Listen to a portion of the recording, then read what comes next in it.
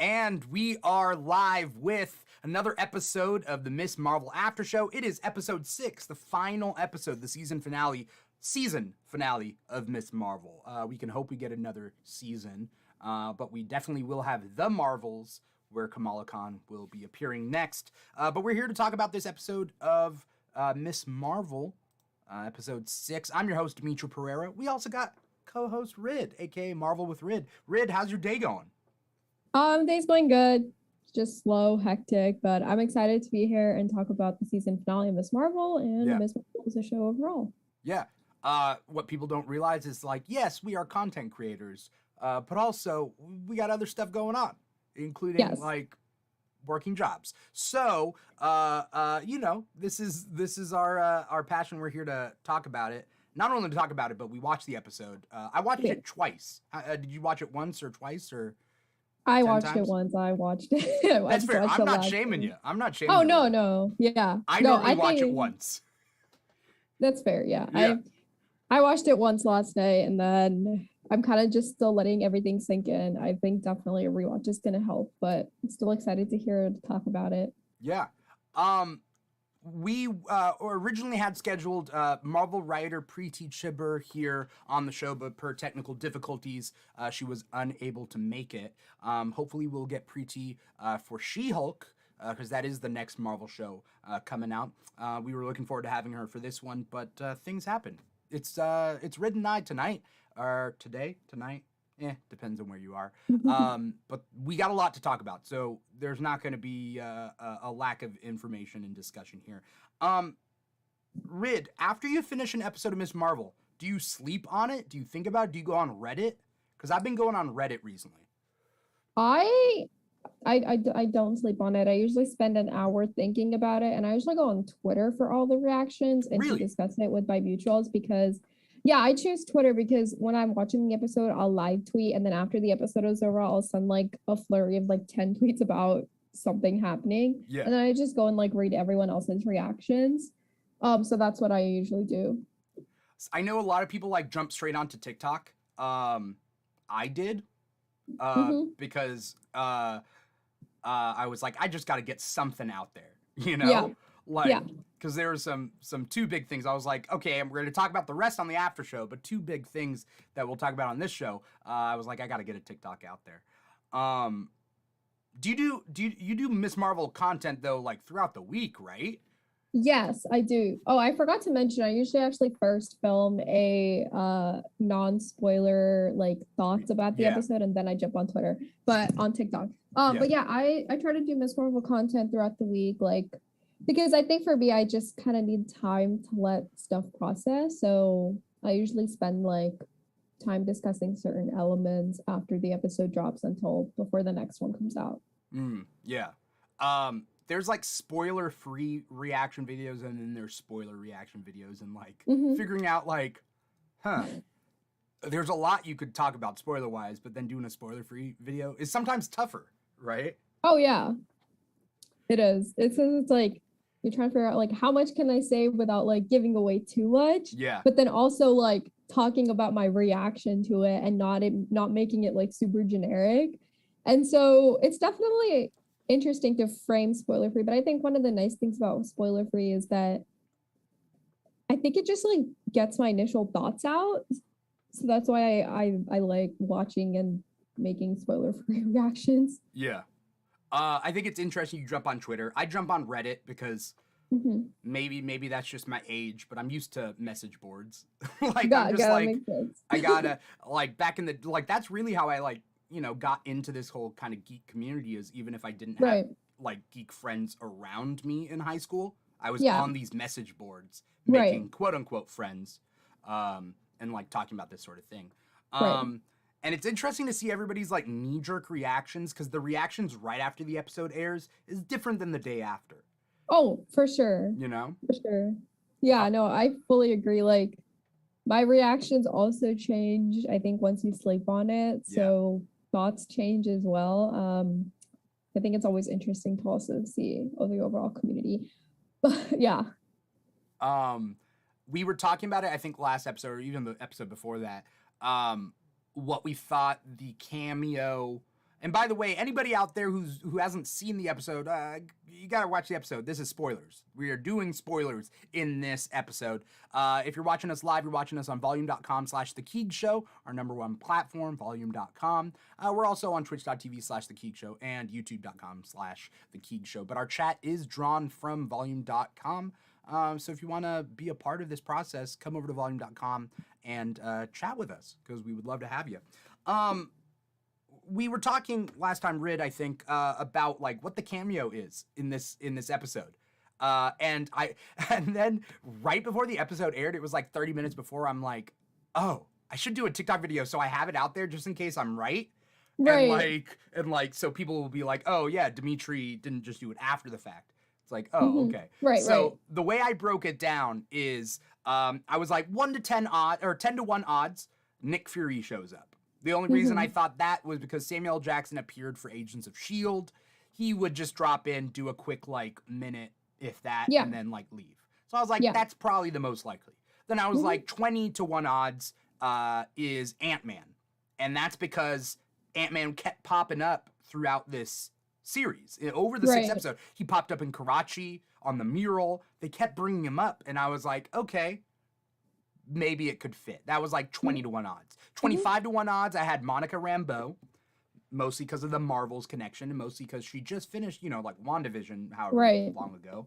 And I was like, okay, she could pop up. Then I was like 50 to 1 odds, Carol Danvers. Because Brie Larson's getting bigger and bigger, right? She had her own, like, movie. I don't know whether she's going to do a TV show, but it's the Marvel magic. We'll see what happens. And then I was like 100 to 1 odds, Inhumans, Inhuman royal family. We see them, and then we get this Inhuman reveal. What were your cameo thoughts before? I only had 2 cameo thoughts, which were either Monica or I was gonna say Brie. I mean, technically Brie, but Carol. It was either Monica or Carol, because obviously the Marvels, like, that's where my mind immediately went. I was actually I wanted personally Monica to come, and in my mind, it made a lot more sense for her to come, because like the villain for the 6th episode was like damage control, but I could also, but Monica's part of Sword, and like Sword deals with more, like extraterrestrial type of magic or whatever. So I could see like Monica coming in after the whole thing with damage control and being like, you have powers. It looks like cosmic. Let me help you. And then like, she can be like, I know also someone who has like something similar, and that like that's referencing Carol. So in my eyes, it made Monica for the most sense. But then obviously also Carol Danvers, who she's inspired off of. So Carol was the other one. So yeah, those were my top 2 for coming in. Carol made a lot of sense because of just, she's the biggest superhero that Kamala loves, right? Yeah. It's her hero. It would make sense. And I think in the comics, she's the first hero she meets, right? She comes in. Is she? Yes. Because she comes in and has a talk with her, maybe at the end of like the 6th issue or whatever. I don't know. I don't remember. I feel like. Did she meet other? Definitely, I think the first one was like one of the first one was Carol. I can't remember if the thing with Wolverine happened before or after Carol. Oh, okay, fair. But one of the first then, right? Yeah, she's definitely one of the first. And it makes sense with Miss Marvel doing that. So we got Cell Prime out there on YouTube right now saying, yay, spoilers. So yes, this is spoilers. And then Cell Prime did bring up something that we will talk about later, but Cell Prime did say best cameo was 2 seconds of music. We will get into that. It wasn't even 2 seconds. I think it was like 1 second. Because anyway, but the point being is, we and I said in my video, I was like, nobody promised a cameo. Nobody promised. Right. I'm fine without it. Nobody promised it. It's not like, did you see Thor: Love and Thunder? Yes. There's that shot where the Benatar is leaving, the ship is leaving, and Thor and Korg, and then the goats are there. And on the left-hand side, it's just open space. Yeah. And then people were like watching the trailer, being like, somebody is there. There's an MCU cameo there. Could be Deadpool. People are always rushing to Deadpool. And like, because it was just open space, and it is framed weird, and it does look like, oh yeah, something would be there. There wasn't anything in the movie. Right. No. So, but I'm not disappointed of that. So like, I wouldn't be disappointed here if there was no cameo. Right. let's get to the nitty gritty of this episode, though. It starts off with a reveal to her family, a reveal of her. I think that's like the first scene. She's back in Jersey. I don't know how much time has passed, and that's kind of thrown me for a loop because the flight alone from Karachi to Jersey, that's a good amount of time. Oh yeah. How'd you like that scene? I thought it was cute. I mean, like, I'm glad it was done the way it was done and the reactions. I'm actually really glad that they very much follow the fact that Kamala's mom can't hide a secret like that, because that is literally my mom. Like, it's so hard to tell my mom's surprises because she has such a loud mouth and she will blurt it out. So I'm actually really glad that it played out the way it did. And it wasn't like it was her first time telling them, because I was like, this is what my mom would do. So yeah. I was happy with that scene, and like Amir's reaction and her dad's reaction, but also what was happening like before she sat down and told them, where, you know, Maniba was like giving out everything she got from Pakistan. I was like, this is like every trip when you come back from the homeland, like you always come back with things specifically from the homeland for your family, and like that's what happens in my household too. So I really resonated with that scene. Yeah, I feel like half the luggage going back to like a home country or whatnot, half the luggage is gifts for the people. Yes. And then but then it fills up fast because they got gifts for you and you take stuff home. And so it's a lot. It's I think I feel like that's a very specific thing that not everybody understands. Like, oh yeah, no, for sure. 50% of your luggage goes to gifts. And then you bring home all the things like we bring tea home, and then like my mom's like, everybody at her work gets tea. So then she brings enough tea for everybody at her work, you know? Yeah. And so, so we're dealing with that scene. And I think it's funny that like, Muniba can't keep a secret, which is fair because it's her husband. And obviously Yusuf's going to know. And then Yusuf's inept, like his technological ineptitude means like he has to listen to it on a speakerphone, and then people hear your secrets. And that's how gossip starts. But good thing it was just them. Oh yeah. I also thought the speakerphone part was really funny because there's always like this joke about like brown dads always like turning up the volume on the TV and like watching it the loudest, which like my dad kind of does. But I'm more reminding of my mom because my mom is always on speakerphone when she's talking to someone. So I thought that was pretty funny. Like just in the culture, just in like a relatable standpoint. I'm with you there. My mom, because I don't know Sinhala. My mom and my dad speak it only to share secrets. Right. Or to like talk to family. And then if it's like, because it's a personal talk, like I'll be like, well, it doesn't matter whether I hear it on speakerphone or not. I can't understand it. But I can tell by tone. I'm like, okay, they're talking about someone. Who are they talking about? They're talking about me? Is it good? Is it bad? Is it my sister? I don't know. You know? Yeah. Cell Prime says, I feel like the powers from mom to son, so Najma to Kamran, had to travel slowly and it just looked instant to us. It's possible. Miss Marvels and Mom Marvel. Mom Marvel is such a cute name for Muniba. That is really cute. We're like instantly back in the US otherwise. Yeah, I mean, the power transfer could have happened instantaneous. I think it happened instantaneous, but I think that Kamran was probably on the run for a little bit longer than we saw. Before he gets to Bruno, and then even after Bruno. So maybe that played a part. But whatever. We throw that away. I am glad her family knows her Me powers. too. I'm so glad. Me too. We're getting rid of that trope, you know? Yeah. I feel like this show has done a lot of amazing things, and one of them is getting rid of all the tropes that we expect. Oh yeah. You know? And I'm also, I agree. And I'm also really glad that like it was specifically Muniba who found out, and then she like was ready to tell the rest of her family. Like it wasn't like, you know, because like when I think of Spider-Man, everyone just like found out kind of based on accident, or they like came to a conclusion and then it was like an accidental reveal, which is fine. But I'm glad with Kamala they did something different where it's like she's like, okay, well now mom knows, so I'm gonna take up that responsibility and like tell everyone around me. I have a like a more in-depth question about kind of what we're talking about here with kind of like whether it's drawing out or not drawing out stuff. Does Marvel and we're talking Marvel in 2022 because they've made trope mistakes in the past by like keeping things going or whatnot. Marvel in 2022, is this a stylistic choice, like a new storytelling choice to not draw out this like dumb drama, or is it really because we only have 6 episodes of Miss Marvel season 1? Like, have they learned their lesson, or are they forced to have really more condensed storytelling where we can't draw out the whole Zoe is a queen bee and Kamala and her have problems and then like over the course of 20 episodes learn to like each other? Like, which one is it?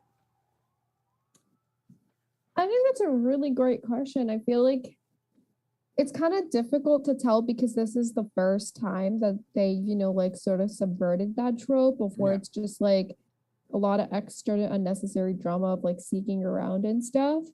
I think part of it could be, well, I would say it's actually more like Marvel subverting that trope, only because Kamala's story so far has a lot of it centered around community and family. So I feel like specifically for her to tell her family makes just a lot of sense for the character and the way it's been presented. Like, a lot of who she is has to do with her family and the people that surround her. So I'm going to go with the route of it's them subverting that trope, but also it just makes sense for Kamala's character.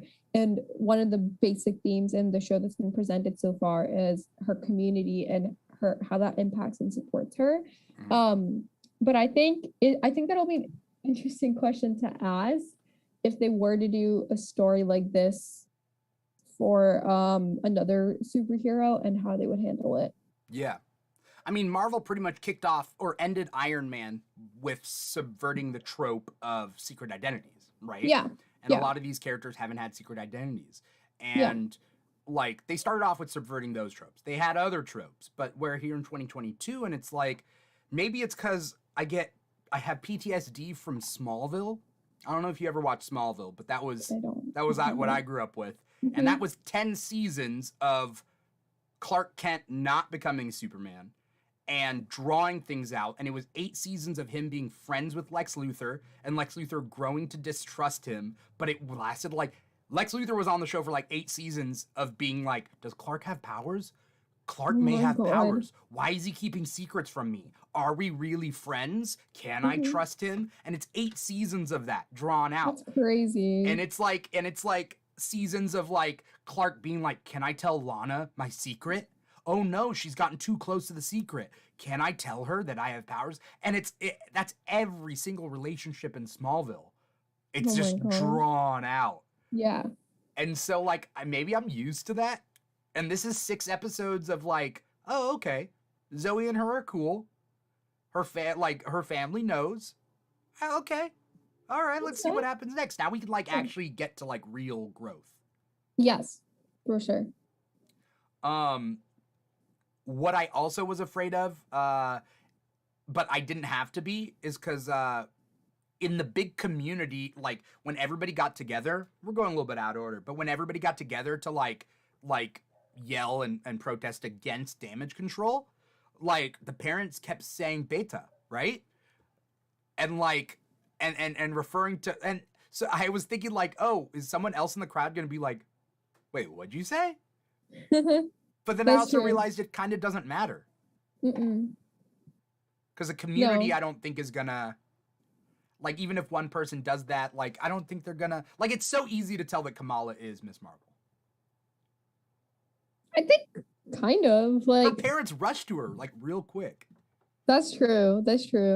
But I feel like some people in the community know, but they also know like probably the importance of protecting a secret. Yeah. So, and I'm glad like they had Zoe kind of figure out that it was Kamala who saved her instead of just it being like this long drawn out like, oh my God, it was you who saved me. But she put 2 and 2 together and was able to do that. So I thought that was also like well figured out as well.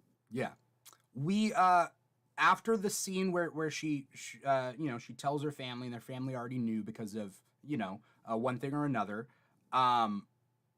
we then get a phone call from Nakia that Bruno and Kamran are essentially on the run, right? Mm-hmm. And they go to the mosque, and the damage control comes in, and there's some like really interesting parts in that whole like 10 minutes.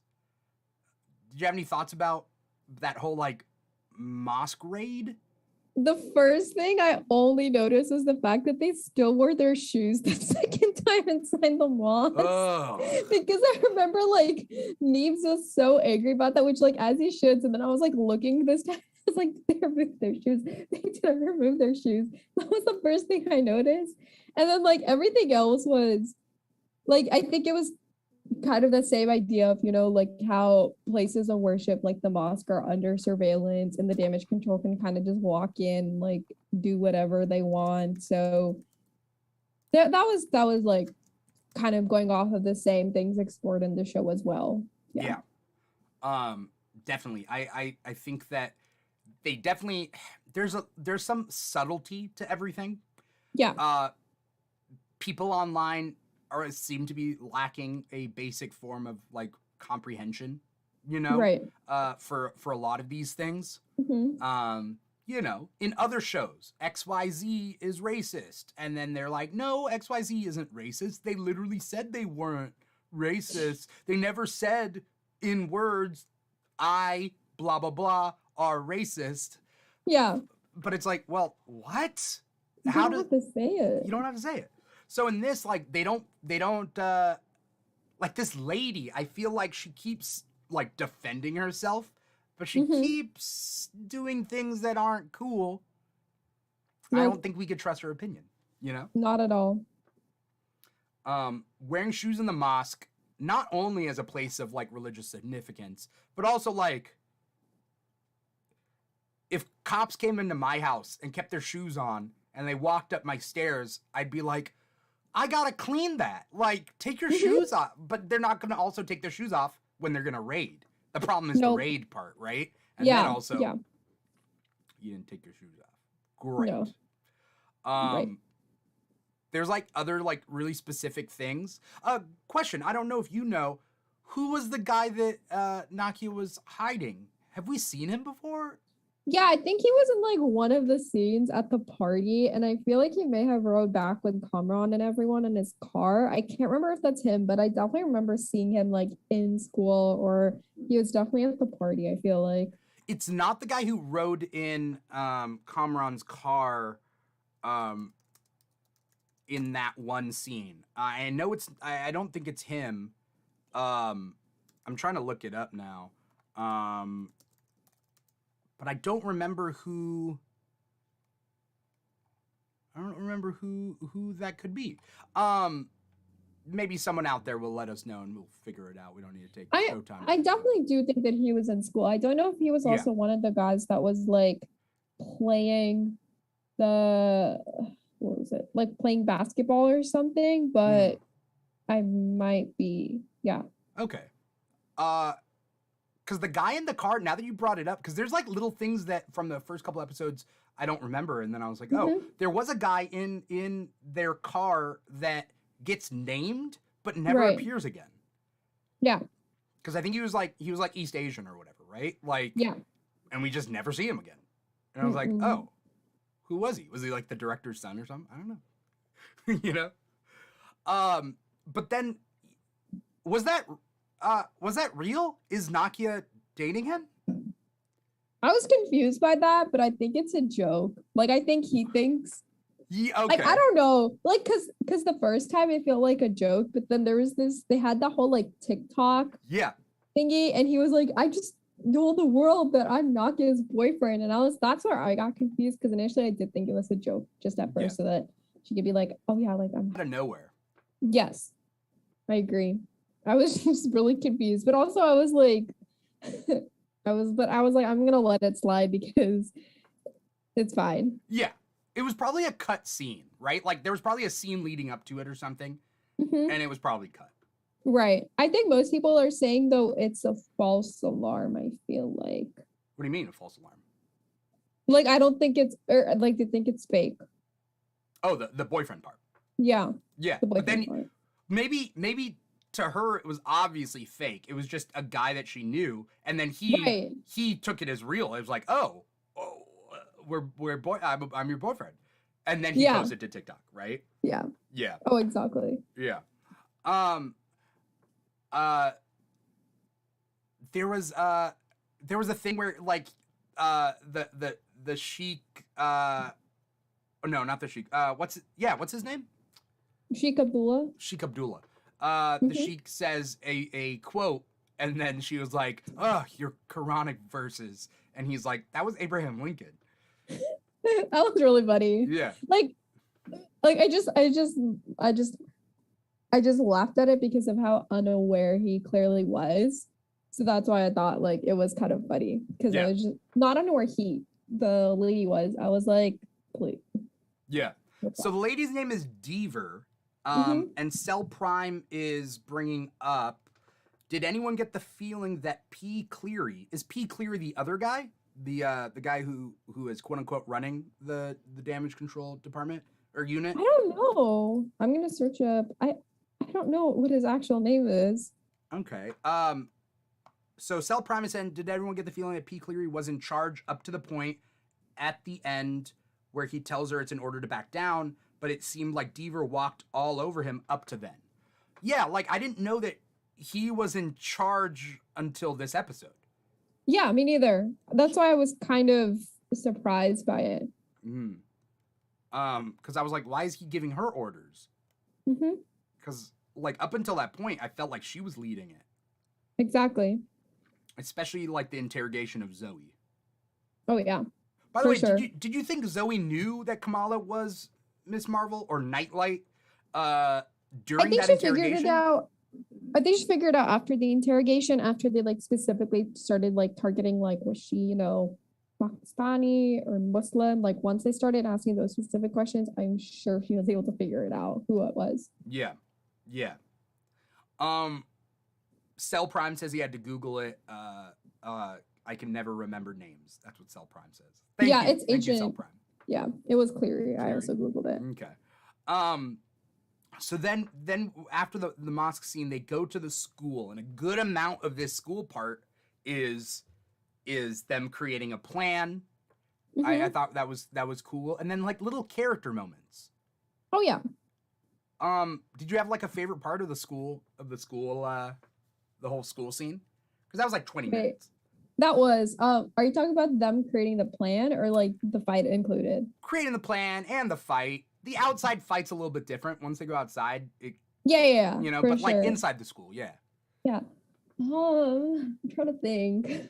Let's see. One of my favorite parts definitely be like Kamala drawing everything out on the whiteboard and like seeing the plan in action. It very much reminded me of episode 1, so I'm glad that they were able to parallel that.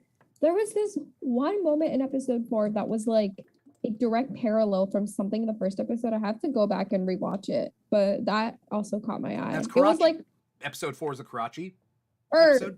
No. The parallel to I think the episode 1. Sorry. Oh, okay. There was like one thing said and it caught my eye. I was like, this was at the first episode. Oh.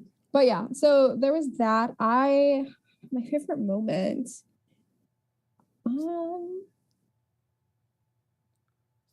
Cell Prime says elephant toothpaste. What's elephant toothpaste?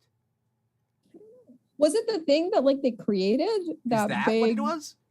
I don't know. I thought that was pretty funny though, like what they created in the lab stuff. Was that from episode 1? I'm missing this. Like, was that like a chemistry? I don't know if that was from episode 1 though. It's the foam explosion, Cell Prime says. Is that when they're maybe episode 1 or episode 2 when they're talking about they're in chemistry class, right? Think that could be something they were talking about, yeah. But I can't remember. I feel like I have to go back and rewatch it. That's cool if it's a callback. Like to the point I don't even remember it, but like right. Okay. What's up to Spidey Jams? What's up to Cam L Turk? What's up everybody? We're talking about episode 6 of Miss Marvel. If you guys haven't followed Rid on social media, follow Rid on social media. And though Preeti was not able to make it today, follow Preeti on social media. Preeti is a Marvel writer and writing some cool stuff that's coming out soon. Spidey Jam says the best thing the MCU changed from from this Marvel Comics is Kamala being an artist. Yeah, she wasn't an artist in the... No, right? She was a fanfic writer, right? She was a fanfic writer, yeah. Yeah, but I love the fact that she's an artist and she gets to like express herself creatively like that. I think it adds a new element. There's like small changes from the comics that I really appreciate, and then there's other changes from the comics that I don't. And they're larger, but yeah, we'll talk about that. We'll definitely talk about that because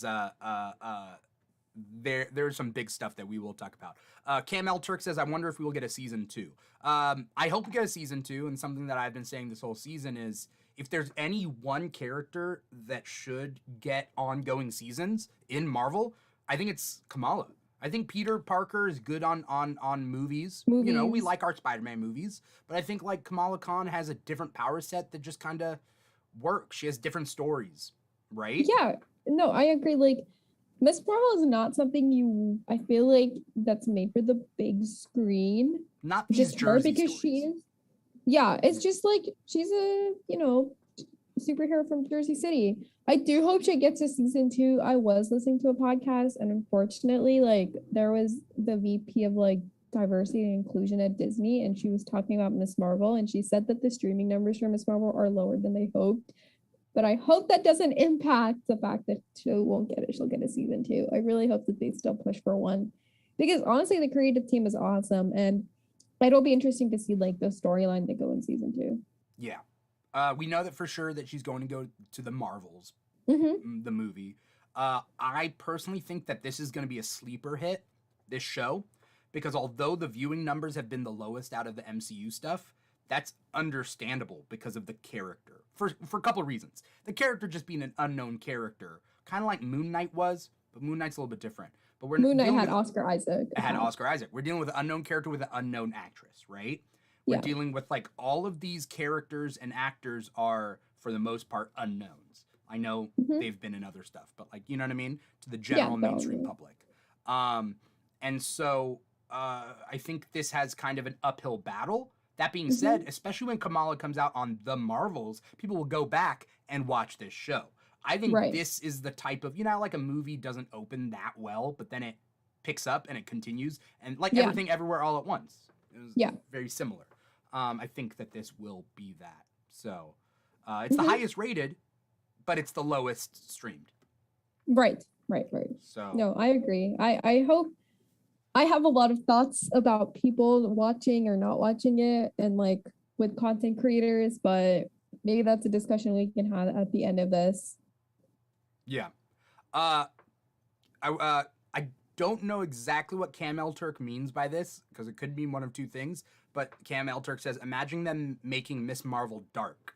Like dark as in moody and atmospherically, because I feel like that would go against the character. She'll have dark times, right? Like, spoiler in the comics, like, Yusuf gets cancer, right? Yeah.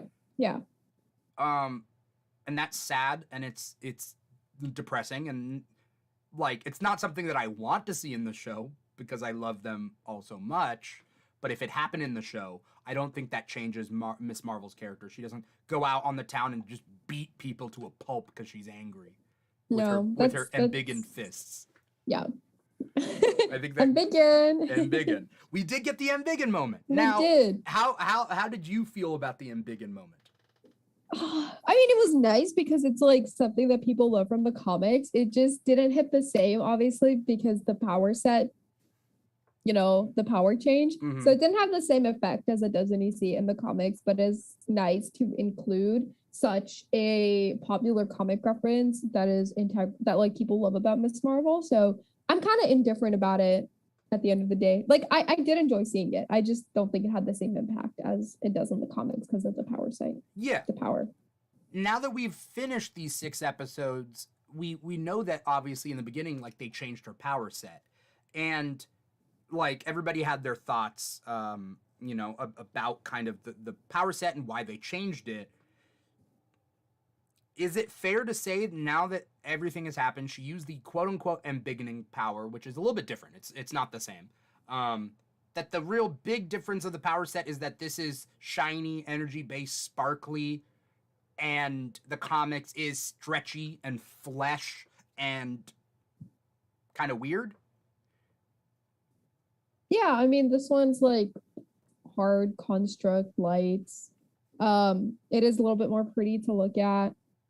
I think it'd be interesting to like give her stretchy powers, but I wish they kept that. Yeah. But yeah, these are definitely more pretty powers, more pretty cosmic powers. Yeah. I think that I'm fine with the power change. Oh, what's that? No, I was gonna also give my opinion on the power change, but you can go first.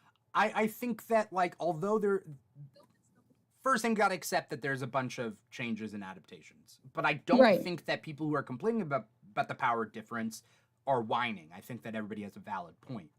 That being said, I don't know whether, like, in the comics, we've had decades upon decades of weird kind of powers and different things and whatnot, but I think in the MCU being fairly fresh, and our first time getting a brown girl as a South Asian, Pakistani, Muslim, female superhero, I'm glad they didn't go for an ugly power. Because I get the general narrative purpose of having an ugly power being like you're not defined by societal standards. Right. I also don't think that their first hit of a hyphen American kind of character should be an, like, quote unquote ugly one. She doesn't have to be Miss or like Captain Marvel's like powers, but I'm kind of glad they didn't do the stretchy, weird, fleshy kind of thing. This is the first time out. I can see your perspective, but I would have to disagree because I think it goes against like the intentions of the comic, like the essential creator of Miss Marvel, who's been vocal about like, you know, she very purposefully gave her stretchy powers or quote unquote ugly powers to kind of, you know, because like a lot of female superheroes are always expected to be like badass or have like pretty powers, but she wanted Kamala to stand out and be different. And it worked in the comics, but I guess comics, and I'm not saying this in like a bad way or anything, but comics is something that's a little bit more niche. So, you know, while people, and I guess it's like easier to see that in the comics. So I kind of understand both. Like I understand what you're saying, but I also think it's just changing the power set does dishonor like the intentional creative behind Kamala's power in the comics. So I'm tussling with it. I just wish it's like, I'm not mad about the power change. I just wish the execution of it was better, I guess, especially throughout the entire show, which we can get into whatever you want, because I have a lot of thoughts about how they explained the power change and handled that. Yeah. I think, Spidey Jam says they really could have done the stretchiness with the purple hue over it, best of both worlds. Cam L. Turk says the power change doesn't really matter to him or her or them. Cell Prime says she should be able to surf on a construct at this point. I think they're not Green Lantern constructs. So the only way they move is if they're connected to her, from what I'm gathering. She could also throw them, but she can't telekinetically move them. She can move them as an extension of her body. But those platforms that she runs on, she can't like have them move, right? So there's kind of like a little bit of different thing with that. And like Cam L. Turk says, maybe there's a variant in the multiverse with her having her comic powers, you know? And then G. Willow Wilson, I don't know if G. Willow Wilson has talked about the change in powers from comic to this. Has she? Do you know? I don't think she's like super addressed it, but she did make a cameo in the final episode. Did she? Who was she? She was one of the ladies on TikTok. Oh, I didn't know that. Okay. Yeah, I didn't know that either. I saw that on Twitter. People noticed. That's cool. But yeah, she was one of the ladies on TikTok. I can't remember her addressing the power change, but I'm sure that there's something out there where she definitely has. I mean, the other co-creator was on, you know, as a creative producer on the show of Miss Marvel. Sana was there. So I'm sure they definitely had some discussion within themselves. I do find it really interesting though, and I don't know if you heard about this, but the power change was something that was done by the higher ups and Kevin Feige. It was not in the initial part of the pitch, which is something that did slightly frustrate me, but also made me a little bit more happier, especially with the creative team, knowing that they didn't set out to tell, a story where they like wanted to change her powers. It was more like something that was unfortunately kind of put on them. But I just think it to me, like, I'm just not as mad at the creative team for pursuing this direction. I honestly think that they handled it in the best way they could. But it is like kind of also sad to know that it was something that like Marvel wanted specifically from them, and then they had to figure out how to integrate it. Right. And we can theorize on why Marvel made that decision to change it. Right. It could be interconnectivity with the Marvels and those characters. I think it's definitely that. Yeah. And so we got a lot of people. We're on 3 platforms right now. We got a good amount of people on each platform, which is awesome. Shout out to Aries, shout out to Mr. Plow on volume.com. And Cell Prime says it might be a budgetary restriction. Easier to do the glowy constructs than stretchy powers, but we don't have to stick on this too much. Do you have any thought about that before we move on? I think most of it's interconnectivity. I think also Kevin Feige like pretty much hinted towards saying that. So I do think most of it's interconnectivity. But it did kind of feel nice knowing that it wasn't always part of the plan. Yeah. Like it was changed. The thing I like about the school raid scene is that, again, we don't have an Act 3. This is essentially an Act 3, right? We don't have an Act 3 of a Marvel Act 3 where it's just big punches. And it's different. And she has this... That's the thing about... Miss Marvel is more than capable and more than powerful to we could see her just fight off 10 guys, maybe, right? Yeah. But do we want to see that again? This is the maybe 27th or 28th Marvel project. Like, do we need to see that again? Or is the greater theme the support of her community, the support of her family and her friends? And yes. The protesters outside when they call everybody up, when Zoe does the video. That's the point. The point isn't a big fight scene. No, it's about her community, which I really loved. And personally, I love seeing like how fun they kind of made it in a way where it was like, each person has these roles to do. Here's what you're going to do. Here's what you're going to do. And then like seeing it all play out and just like, it was kind of fun to watch, like, all of them running around in the same exact hoodie and like kind of being like, hey, it's me, or the throwing the softballs or the foam. Like, I think making it fun also just stuck true to the entire tone of the show. If they had done a third act where it was just like Kamala beating everyone up, like that completely would have gone off the rails of like what the entire tone of the show has been at this point. Mr. Plow on volume brought something up and I forgot about it. I'm glad they gave the disclaimer at the beginning, is what Mr. Plow said. I forgot there was a disclaimer at the beginning of the show. And I realized that has to do with the damage control people coming in with guns to shoot at kids. Yeah. And I'm going to be honest, they had like sonic wave things that busted holes through concrete. Like, if they hit someone in the head with that, they were like non-lethal rounds, but they weren't. No. That's like real shit. Yeah. And in real life, I know it's weird because it's the MCU and it's a Marvel Disney Plus show, right? But in real life, they would have had lethal rounds against powered people. Yeah, they would. They probably would. Oh, I also understood why they put the disclaimer now, like given all the recent events of what have happened. So that makes a lot of sense. Yeah, because they did that with Obi-Wan too. Right. Yeah. Yeah, they did. You're right. Spidey Jams brings up that Taisha was underused in the show, and Taisha was. Oh yeah, for sure. Maybe when we see more of Amira and Taisha, maybe in season 2. Cam L. Turk says damage control doesn't make sense to them, and that they picked an actual villain. But I think I think that was kind of the thing about this. It's community fighting unjust organizations. It's not like a one villain. It's easy when it's one villain to blame all the problems then on one villain, and then your life is hunky dory once you defeat that young villain. If it was Najma the whole time, then defeat Najma and like life goes back to normal.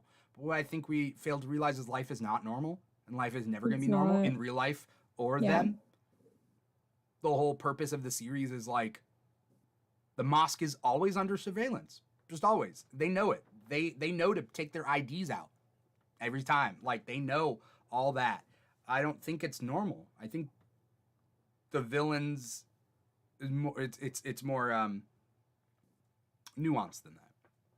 Oh, for sure. I agree. Like, I mean, I think one of the reasons they didn't make sense is the villain, and I think it's part of it's like the 6th episode is just constrained for certain things to be fleshed out. I also thought it was a really interesting decision that Kamala made when Kamran was about to like go and he was about to do something in his powers that would harm all the agents, but she ended up using his powers on him to save the agents, which I thought was a really interesting decision choice for her, because I was a little thrown off by that. But then I also realized like that is the decision that Kamala would make, because for her being a superhero means trying to protect as many people as you can when they're also behind you, right? Yeah.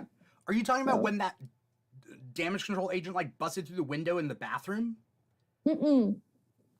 It was like a bunch of them in a hallway, and then she like stretches out her hand and grabs Kamran when he was like about to do something explosive. But then, and it was like a bunch of the agents were there, and so he could have harmed them, but she, like attacked him, I guess, instead. We didn't see Kamran create constructs, right? He just creates these like crystalline, like brute force kind of things, right? Yeah, it's like waves or something like that. Yeah. I think what we were seeing in that hallway scene is that like those agents were busting holes through concrete, so it is lethal. And then Kamran was going to bust a hole through them, because in the scene right before it in the bathroom, you see how powerful Kamran is when he throws a punch and it, or like when he throws a blast and it misses.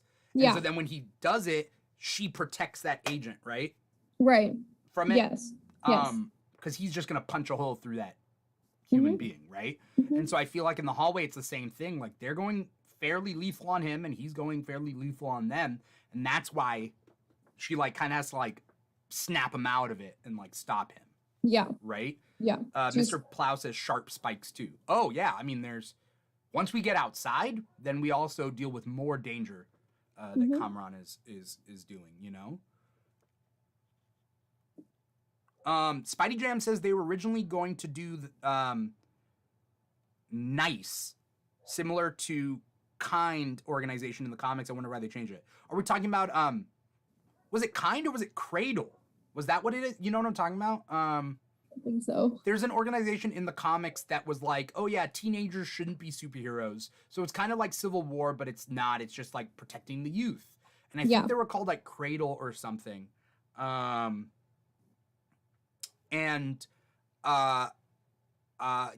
don't know why they did damage control, because damage control in the comics is cleanup crew, right? Cell Prime brought up something that kind of ties in with what we see when they come out. Cell Prime says those robots tracking those powered kids felt like a callback or a call forward or a foreshadowing maybe to the cameo music source that we do need to put some time in. Yes. When Kamran comes out and they're all have guns on them, they all have real guns. Those are real guns. I while I'm watching, I'm like, this seems like mutants. And I thought about that. This was like not the second time. The first time I'm watching, I was like, this just seems like mutants, because we've never seen that before. I'm trying to think of when we've seen that before in the MCU. With this whole like the Hulk, but like not really, right? That type, that tone. I think the only thing I can think of is like the Hulk, because there's definitely been like people with guns outside. Yeah. I can think of like Avengers when Natasha was trying to recruit Bruce Banner, like they had those agents with the guns outside. Right. Yeah, I can probably only think of the Hulk really having to do with that. Yeah, that sort of opposition is very mutant-like. Yes, it is. It is. I haven't seen all the X-Men films. Yeah, I've seen about like you don't 4 have of to. them. I love X-Men. I'm a big X-Men fan, but you don't have to see all the X-Men movies. I kind of just want to watch it because I really want to eventually get to Logan. Oh, that's and fair. Days of Future Past. Days of Future Past is my favorite. So yeah, if and I guess you have to watch certain X-Men movies to like get the full like emotional impact of Days of Future Past. Fair. Mm-hmm. We get this end. I want to make sure that we have time to talk about this two things that I talked about in my TikTok. But before we get to the that, I want to talk about the end with Kamran versus Ms. Marvel. We get Kamran's powers just going haywire, but like it's not like haywire that he can't control it, but it's just like it's tied to his emotions, right, or something. Yes. How do you feel about that final scene? And then she like punches a hole in the ground, which I thought was weird, but okay. I think it was an interesting scene. Honestly, I feel like I need to rewatch that because like she was kind of like trying to console him because he found out like his mom died, right? So everything was like acting out of emotions. Yeah. And so she was like, once you have powers, like this is the new normal for both of us. And it's something that we kind of have to learn how to control. And so she's like, you have to go to Pakistan, the Red Daggers, like they can help you. Yeah. Which is a whole interesting thing in itself, because like Kamran and Kareem is a very interesting combo. Yeah. So I'm excited to see how that plays out. But yeah. I think this episode was also a lesson for anyone out there who gets jealous and selfish when they're dealing with like an object of their affection that does not like them back or whatever. Don't be a dick. Just be like people. So Bruno, when like Bruno walks in, and Kamran and her are like about to kiss, and Bruno is hurt. We can see he's hurt, and I validate that hurt. What Bruno did not do is, hey, damage control, they're right here. Like, no, he was like, no, he's a friend. Yeah. I just thought that was interesting. I feel like in other shows it could be that like he's just like, I've been betrayed. Right, which is something that Miss Marvel does well, is like avoiding a lot of like kind of very cliche teenage stuff that can happen in like movies and TV shows, which I'm glad they didn't do. And it was like, again, showing like Kamala's community and like how strong the people are around her and how they impact her as a person. Yeah.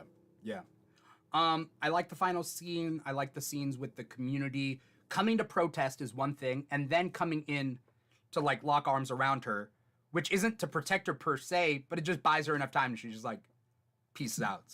Peace out. That was really cool. I think it was really nice to like bring the whole community. I don't actually think we've seen a scene like that ever in the MCU, because all the battles are usually like very isolated. Isn't that the first time like we've seen a community actually come and rally in a fight? The only thing I can think of is like certain Spider-Man scenes, but those are like Sony Spider-Man, and I'm trying to think of whether MCU Spider-Man has scenes like that. Maybe in Far From Home. In Far From Home, really? I don't know. I feel like it could all because every single like MCU fight scene up to this point has always been isolated. Like even if it, right? Like this is the first time we see like a community rallying behind a superhero, which I think is also really good because it shows like the impact of superheroes. Also, you know, the one thing I could not stop thinking about is when they do that TikTok thingy of like, we have our superhero that's on TikTok. That went viral. I want to know if MJ or Ned or Peter Parker saw and like, what are their thoughts? Because that's like very clearly the teenage superhero. So I was just thinking about that as well when that thing was going on. I assumed that if there was a cameo in this episode, we'll talk about the cameo first, and then we'll talk about the other thing. I figured if there was a cameo in this episode, it would be from somebody watching those videos and going to confront her. Yeah. Rather, this cameo happens by accident. And it kind of ties in with what we've been theorizing what those bangles are. Right. The bangle, and shout out, I think it was Mr. Plow, who brought up the nega bands, or he brought up the cosmic bands. I'm not quite sure because there are different bands in Marvel. Quantum bands. There's the quantum bands. There's the nega bands. The nega bands allow you to switch spots with somebody. Oh, okay. They're like a teleportation device. And so in this, it seems like the bangle switches spots with whoever else has the other bangle. Yes. People online were like, did Kamala shapeshift into Carol? I thought it was shapeshifting first too, but then it didn't make sense because like when we see Carol, she's like confused. And she's looking like, around the room at her own stuff. Yeah. So that's why it didn't make sense that it was shapeshifting. Yeah. Spidey Jam says, sadly, MCU Spider-Man never had a scene like that. So it seems like it's the Sony Spider-Man always have like New York rallies behind Spider-Man. In Act 3 kind of thing. Oh, they tend to do that, but the MCU Spider-Man doesn't really. So we see Carol. We see Kamala disappear, and then we see Carol, who I'm liking her costume in this. Somebody said she looks younger, and I think it's just because she just grew out her hair and whatever. Like she looks different. Yeah. You know? Yeah. But I think it's a nega band thing, and the nega bands were created by the Kree in the comics. This is all comic talk because like we don't actually know for sure. They could be like the nega bands were created by Merlin the magician. Like they could do whatever they want in the MCU. But in the comics, nega bands were created by the Kree, which kind of fit in with that blue arm that we saw. Right. And that would make sense if it was not for the other thing in the episode. Right. Because I would fully agree. But I'm just like, we don't know. And I think that's when we get to the other part. Because like I honestly like I don't know much about the nega bands, so I would be on board with this. Yeah. And I have seen a couple of other people bring up the nega bands. I've even heard people saying that the Eternals made the nega bands or something like that. Like I know it's from the Kree, but then I've heard like some people theorizing like suddenly Eternal connections coming in. I don't know. There's a lot, but yeah, I'm gonna say I agree. But let's get to the other part. Let's get to this final part. Okay, this is what we see. We see Bruno saying that he tested their genes, right? He did some genetic testing, and he wanted to figure out why things are working. So he says, I think the quote was, "We know why and how you're using the Noor, right? But we don't know we don't know why it's specifically her." And he tested and says you have some sort of mutation. And he says that. And if they left it as that, I would have been like, okay, it's vague. Could be Inhumans. I have not gone into this thinking they were going to retcon her to be a mutant. But I didn't either. They played the X-Men song. That's a done deal. That is, she's a mutant. If they said mutation and like didn't have that song, it would have been like, she's an Inhuman. We're hinting at different Inhuman things. Because Inhumans already have the Inhuman gene. But they played the X-Men song. That is a mutant. That's I how I don't know. I agree. Yes. But I also saw some people saying Carol's a Kree, Kamala's a mutant. Like them switching doesn't make sense or something. And I also saw something like she could still be an Inhuman because it was like just the mutant theme song. But then it's like, I don't know. There's like different perspectives on this, but like most people are like, it could be hinting towards the X-Men because they did say mutation. But then most people are like, she's probably a mutant. And that's what we're going to get into in the Marvels is like her figuring out like how she's a mutant. But my biggest issue with that is if she was a mutant all along, why didn't you just say that the first time and then explain like, okay, well, this is how the bangle got here. Like, you know, she could like the clandestines. It's just, this is where my biggest issue happened. It's just saying that she's a mutant makes it seem like episode 3, 4, and 5 are kind of pointless. Like that was my biggest issue with it. It just felt a little unnecessary to me. And so I'm not fully behind. Like, I don't hate it. I just think like it's just like this recurring pattern of where, you know, they throw a red herring at us about like, oh, maybe she might be a djinn. And then turns out she's not a djinn. She's a clandestine. And then it's like, no, she's not a clandestine. She might actually be an X-Men. And so that's my biggest issue. It's like, because I thought we were done with the red herrings. Yeah. But we have another one now, another throw off. And I'm like that is what that's why I didn't like it. Yeah. A big problem is, well, I mean, just the MCU, the problem that comes with the MCU is as they get more properties back, they got to work it back into continuity. Mm-hmm. And so now that like Disney has Fox, or not Fox, but I mean, they also have Fox, but like the mutants back, they got to work them back into continuity somehow. And they messed up with the Inhumans. And I think it's weird that people are like, we want the Inhumans. And it's like, I get it. As a comic fan, like the Inhumans exist. That being said, I think it's fair to say the MCU doesn't need Inhumans. I mean, Echo is getting her own show. Agatha Harkness is getting her own show. The X-Men are coming. Fantastic Four is coming. I don't think we need the Inhumans. So I think they're just trying to be like, maybe it was an afterthought. Maybe they were doing the show and they're like, we got to figure this out. And then they were like, well, she's a mutant.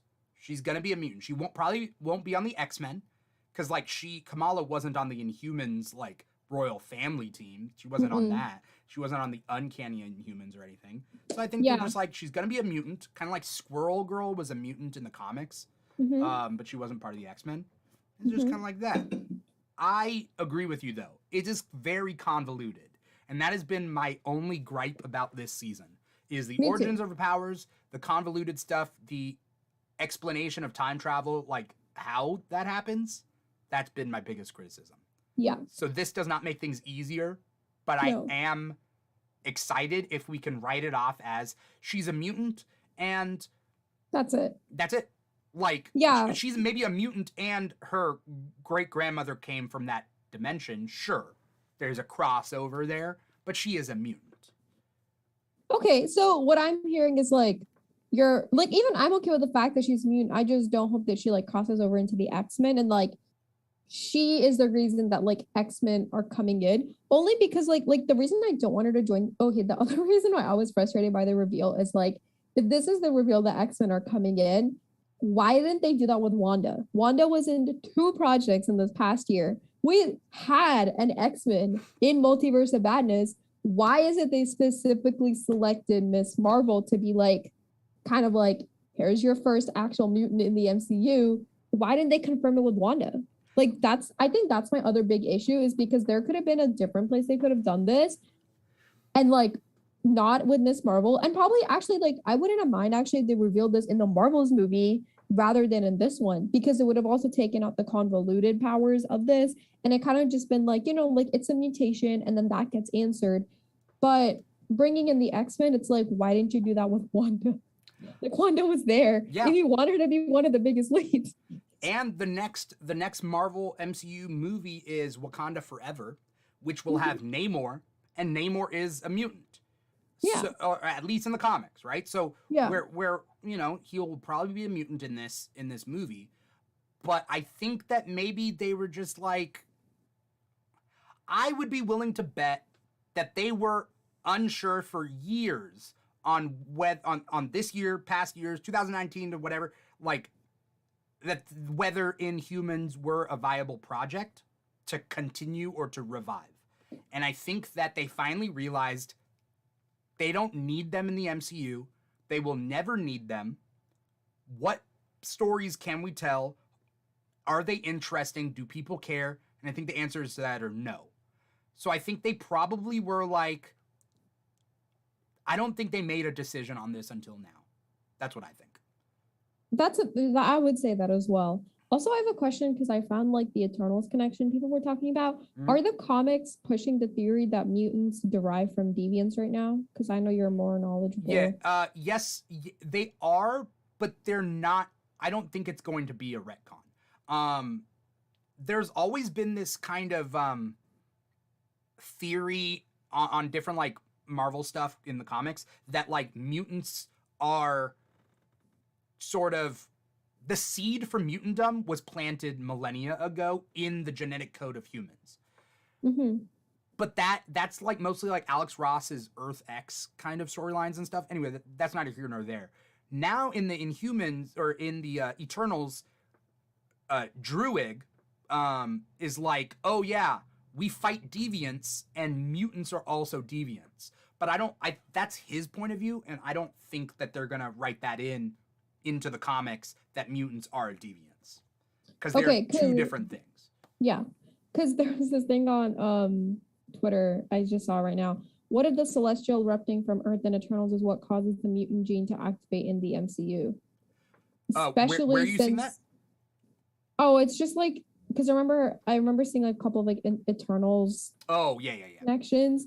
So it was like someone on Twitter like, what if the celestial erupting from Earth in Eternals is what causes the mutant gene to activate in the MCU, especially since the comics are pushing that mutants derive from the deviants. It's just a theory. Yeah.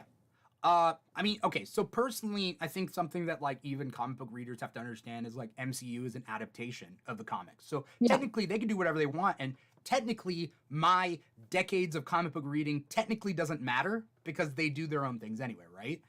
So I can't claim to know any answers, but this is all my theories.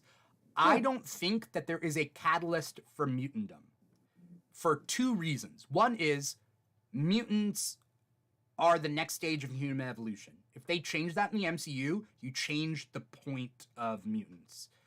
I don't think that there's going to be a catalyst for it. I don't know how Miss Marvel plays a part in this. Spidey Jams brings up, is she a mutant and a clandestine, or all clandestines mutants? Clandestines are from an extra dimensional place, so I don't think that mutants are from that extra dimensional place. I think she's a mix. Maybe they're like wanting to introduce the idea. I feel like here's the thing with Kamala. I think Kamala is still a clandestine. I just think that clandestines are categorized as mutants.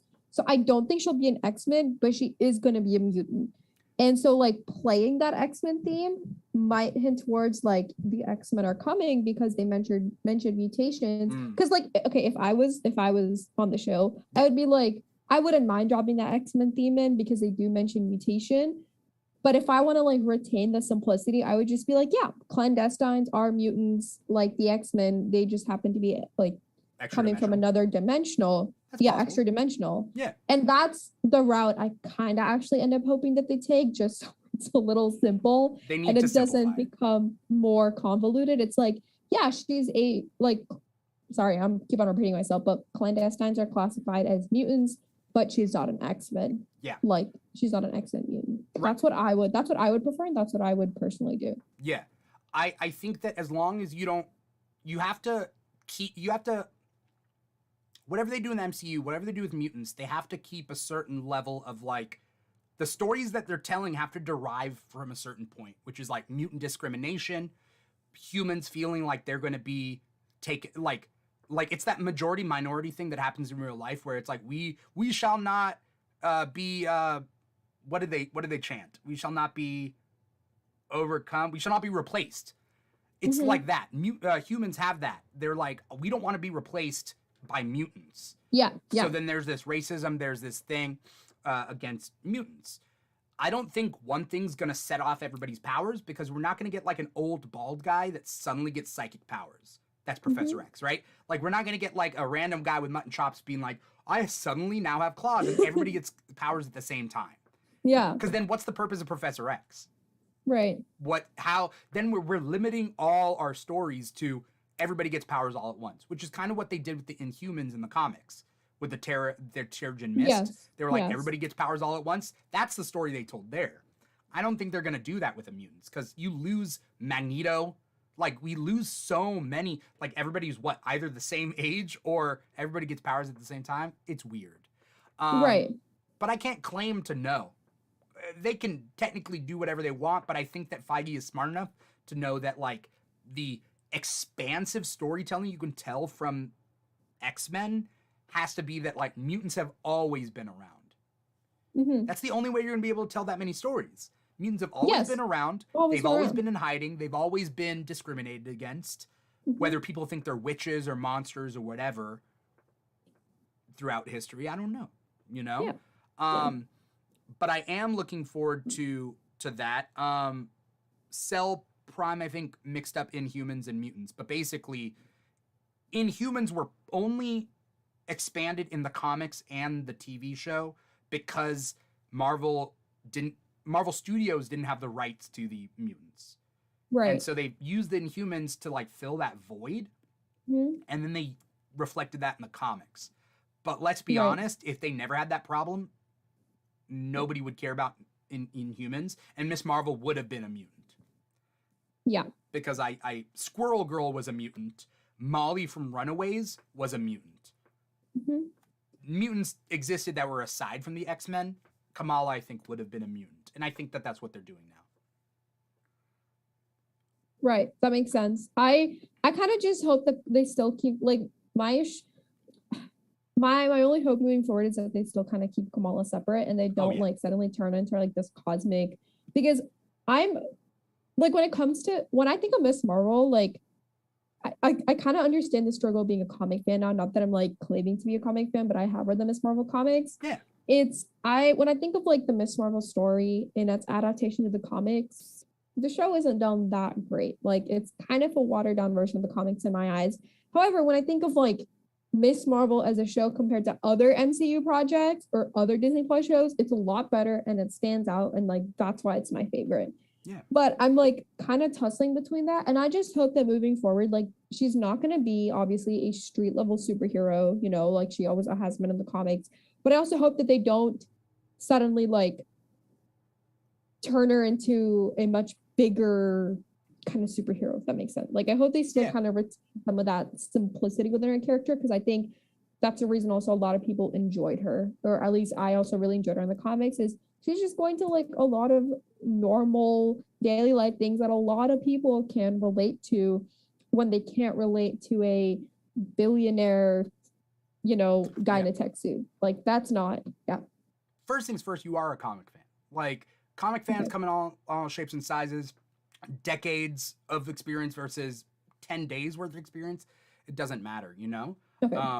If you love it, then you love it. Mr. Plow says you are a true comic fan. So, like, that being said, like, definitely. I know that people on TikTok were upset because they were like, Miss Marvel will be pushed to a side for the X-Men and those characters. And I don't think that's the case.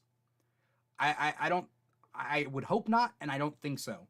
Miss Marvel is done first in the MCU, right? And so even when the Inhumans had their own, they had like 4 Inhuman comic titles at a time. Like, she would guest star in some of them, but she had her own series ongoing. Like, her as a character continued. And again, she's the most popular Inhuman. People can talk about Black Bolt and Medusa, but nobody cares about Black Bolt and Medusa. Like, I'm not going to say nobody. I'm sure there are people. I get it. They exist in the comics, whatever. But as far as the MCU is concerned, the MCU doesn't need Inhumans. Kamala is her own character, and I hope she continues to prosper. You know? I don't think she's going to get pushed to a side. She's her own character.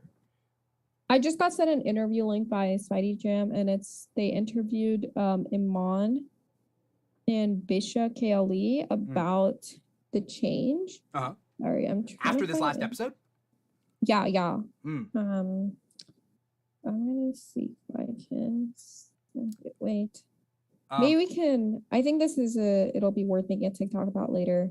Yeah, I can't seem to find the full interview right now, and I know we're running out of time. I will say the one thing that like does scare me a little bit with the change is that now, because they have introduced the mutants or the X-Men, all of a sudden now people are going to be hopping onto the Miss Marvel bandwagon only for the hype.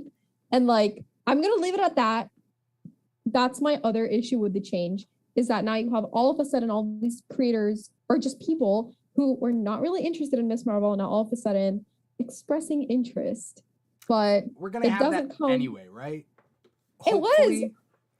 I'm just a little frustrated that it took this, and like, it's not coming from a genuine place of heart. And I will leave it at that, but that's something I just also wanted to add. I was a little scared by. I agree with you. I think that, like we said before, as we close this episode, like the ratings of this show has been really good, but the streams of this show have been really low. And like I said before, like, I think that this is going to be a sleeper kind of hit. And it's going to continue. People are going to go in and watch a show, especially as we come up to The Marvels. And then when The Marvels comes out or is going to come out, they're going to go back and rewatch the show or watch it for the first time. Yeah. And there are people before the show even came out that were talking mad shit about it, not knowing anything. And some of the concerns were valid, but a lot of the concerns that I saw was just cheesy Disney Channel show, blah, blah, blah. And it's like a lot of these themes and these stories are very Peter Parker. So if you can accept it for Peter Parker, why can't you accept it for her? And, yes, exactly. Many reasons why they can't, and they're all wrong reasons. Whether she's a woman, whether she's Muslim, whether she's Pakistani, maybe she's an unknown actress. They don't like. That's what the MCU does, right? And so, like, but those people, I think, slowly but surely are coming around. Because I hear a lot of, yo, hot take? This show is good. It's like, why is that a hot take? I'm going to be honest, like, this show is good. Like, I don't know. They've been saying, I've been seeing that a lot. Oh, yeah, no, I agree. I'm happy they're coming around, but I think it just hurts when you see the switch up. Like, there's been a recent switch up on Eternals as well. And as someone who's been, like, advocating that Eternals is not as bad as you guys say it is, seeing all the, like, suddenly, Eternals has always been good. I'm like, that's what we've been trying to tell you. Sorry, it just frustrates me. It also does frustrate me that, like, people were shitting on the show and, like, saying it's cringy or Disney Channel or whatever. And I'm like, have we seen the Peter Parker movies? Like, Homecoming is literally that. I don't see you hating on Homecoming. Homecoming, in fact, if anything, Kamala's was kind of away from a Disney Channel show when they introduced things like The Partition. Yeah. When they showcase her community, like, you're watching that and telling me you still think it's a cheesy Disney Channel show when they bring up historical events like these. Right. And, like, I'm sorry, but I personally think that the story of Kamala and the way it was told, maybe it's not the same from the comics, but it's a little bit better than how MCU Spider-Man has been handled and how his story is told. And his story, I only like the way his story is told in No Way Home, but it took 3 movies to get there. And Kamala, a lot of people already really like how her story is told in relation to the MCU in 1 season. And she only has, like, more to grow. Like, it's only going to get better from here, right? Yeah. It's going to be nice. Mr. Plow is right. Miss Marvel is one of the best things about the Avengers video game. Even though that game is mixed reviews, her storyline is the through line to the whole thing. It is the best. It's the only thing holding that game together, you know? Yeah.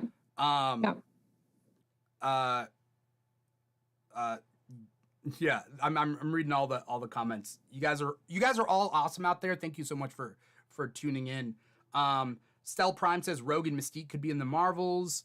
Mystique could be linked to the Skrull. Yeah, I mean we're theorizing at this point that her mutation, like whether we know that mutations are not inherent but can be activated, we don't know. That's more like Inhumans. But if they're going with like actual mutants, it would have. Technically, if Kamala's a mutant, she either has mutant powers and Nor powers, and those are 2 different things, or, like, her powers didn't activate for the bangle, it would have come out in time ananyway. That's probably that's a mutant thing. Mutants, your powers are gonna come out no matter what. Yeah, for sure. Whether it's I don't know. Yeah. And I guess we'll have to see, like, the nice thing about, like, Miss Marvel ending is we know where she's coming next. So we have to play the waiting game. But other than that, like, we know we're going to be seeing her. We can theorize about where she might be, what she might be doing. I'm actually more excited for the Marvels now. I'm not the biggest fan of the first Captain Marvel movie, or I'm not the biggest fan of, like, Carol Danvers herself. And it's not for reasons rooted in misogyny or like she's boring or she's thick-headed or things like that. It's just like I don't really resonate with the character. But I don't know. I'm more excited to see the Marvels now and what's there. Yeah. I think we gotta all keep an open mind. I think we gotta if you guys like this show, keep telling people that you like this show, because I think the show is sorely needed. I think it's fresh. It's a fresh new take. It subverts tropes. I've been loving what's been happening. I can't. I think I'm just gonna miss this character for a while. I'm just gonna miss. Oh, me too. Me too. You know. Yeah. Thank you, Rid, so much for coming on this episode and talking with me about Miss Marvel. And thank you so much for you've been co-hosting the past however many episodes, and like you've been doing a great job. You know. Thank you. So thank you for having me, and I really enjoyed coming on here talking about Miss Marvel and having a discussion. You know, Miss Marvel's not a perfect show, but I do want to say it is an important show in so many different ways, and it is important that you watch it and give it your support like you would for any other MCU project at the end of the day. Yeah, exactly. Thank you to the audience out there. I wish I could have drawn it in the chats. This is just on volume.com. It's our number one streaming platform, volume.com/The Keeg Show. But we're also on twitch.tv and we're also on youtube.com. And we've had a lot of comments, and I wish I could just take it all because this has been the busiest that we've been in a very long time. Thank you, everybody, for tuning in. If you have not followed the Keeg, we do after shows for all these types of shows, right? So upcoming is She-Hulk and Andor. We're going to be doing after shows. Follow the Keeg wherever you want to on social media at the Keeg Show. TikTok and Instagram are our two biggest ones. That's the easiest way to keep track of what the Keeg has to offer. But we're also on twitch.tv/The Keeg Show, volume.com/The Keeg Show, youtube.com/The Keeg Show. You can find our past episodes on YouTube and on twitch.tv/The Keeg Show/videos, I believe. That's the easiest way. I don't know how you guys found us, but thank you so much for finding us and digesting us. Again, YouTube and Instagram and TikTok are our two biggest ones. And Rid, where can we find you on social media? What is coming up for you? You can find me on social media, TikTok, Instagram, Twitter at Just Marvel with Rid. Not too much coming up. I'm just excited to create and share my thoughts on Miss Marvel finale and everything like that. There might be an exciting live coming soon for Miss Marvel with a couple of creators. Awesome. We will share more details on that later. But if you enjoy Miss Marvel, if you enjoy discussing South Asian representation, Marvel movies, you can find me on those platforms. Yeah. Thank you for having me again. I really enjoyed co-hosting these 4 episodes with you. You've been great. I know that Cam had a question for you, but we're not going to be able to get to that. Cam, follow Rid on her social media and ask her there. But I want to thank Cam. I want to thank Spaghetti Jams. I want to thank Cell Prime and Mr. Plow and Aries and anyone out there who is watching and or listening. You're either watching our live stream or our podcast. This will be released as a podcast. You might be listening to it right now as a podcast. That is wherever you get your podcast from. Apple Podcasts, Google Play, SoundCloud, Spotify, and iHeartRadio.